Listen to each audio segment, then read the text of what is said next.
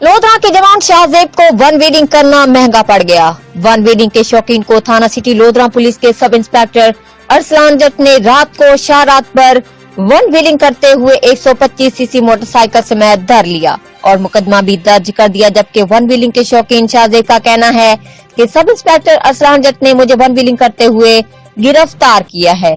शर्मिंदा हूं, आइंदा कभी भी ऐसी हरकत नहीं करूंगा, माफ किया जाए। जबकि वन व्हीलिंग के खिलाफ डीपीओ सैयद करार हुसैन के सख्त अहकामात हैं कि वन व्हीलिंग करने वालों को किसी भी तरह की कोई माफी नहीं मिलेगी। डीपीओ सैयद करार हुसैन।